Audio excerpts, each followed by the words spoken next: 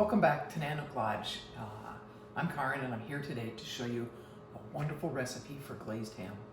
Glazed ham always seems to me like an Easter thing, but a friend of ours, Frank, likes to serve ham for Thanksgiving, and he makes this awesome Dr. Pepper glaze that goes on the ham.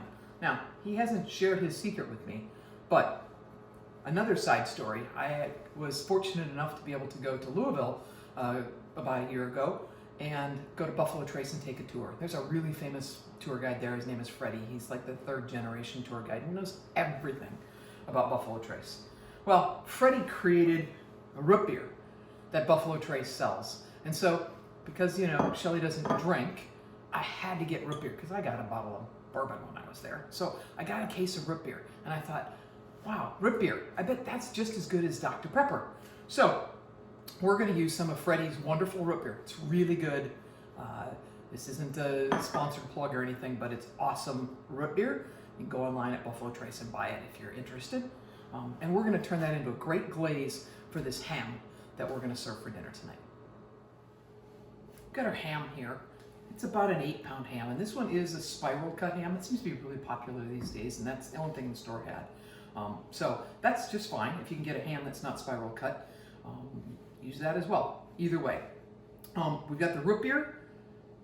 Put a little mustard in there for some tanginess. We're going to use some ketchup. This is my homemade stuff.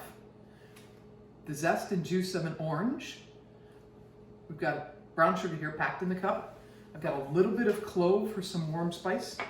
And then I'm using something called Worcestershire powder.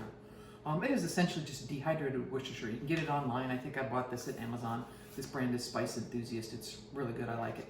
You don't have to have that. If you don't have that, just use Worcestershire, and I give you the ingredients there in the recipe, or the change in the recipe there for you. But I love the Worcestershire powder, especially in an application like this, because it adds a lot of flavor and that umami burst, but it doesn't add more liquid to the glaze. We've got everything prepped here for the glaze. I measured out a cup of the root beer. This is a 12-ounce bottle of root beer, or you can use a 12-ounce can. So we're going to use a cup, which is 8 ounces, and then the remaining half cup I just leaving in the bottle. Worcestershire powder, again, if you don't have that, no big deal. Just use Worcestershire sauce. The cloves, I zested the orange, got the mustard, the ketchup, the brown sugar, and the orange juice. We're going to take all the glaze components and put them in a saucepan and let them cook a little bit and reduce just a little bit. Well, that'll give us a chance to get the brown sugar to dissolve, as well as dissolve the Worcestershire powder and all of the rest of the stuff. So because we've got a spiral sliced ham, we don't need to try and make cross marks in the ham, because this will allow the glaze to kind of soak down in there anyway, which is the purpose of making those nice cross hatches. So I've got the ham that's kind of laid on its side. I'm going to pour some root beer over the top. Pour a little water over the top. And we're just going to take a piece of foil, cover it up, and we'll throw it in the oven.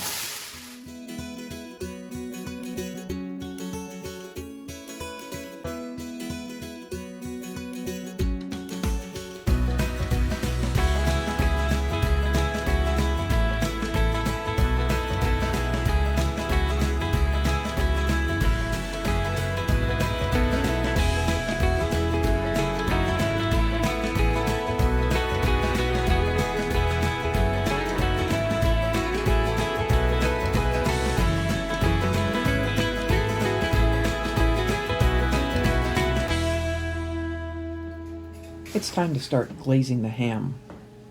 I've taken the foil off and I'm just going to brush the glaze on, letting it fall into all the little nooks and crannies. I'll do this about every 10 or 15 minutes until I get the ham hot and to the right temperature at 145 degrees, so it forms a nice glaze and crackly crust on the edge of the ham.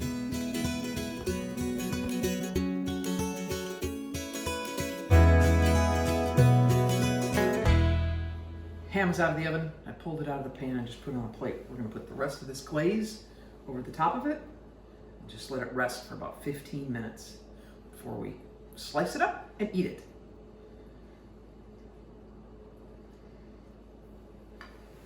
A little foil over the top, keep it warm. We are ready with our beautiful glazed ham. Look at that baby. Wow. Boy, oof, man, that smells so good. So whether you're gonna make this for Easter or Thanksgiving like Frank does, any time of the year, glazed ham is great. Thanks for tuning in to Cooking at Nan of Glazed.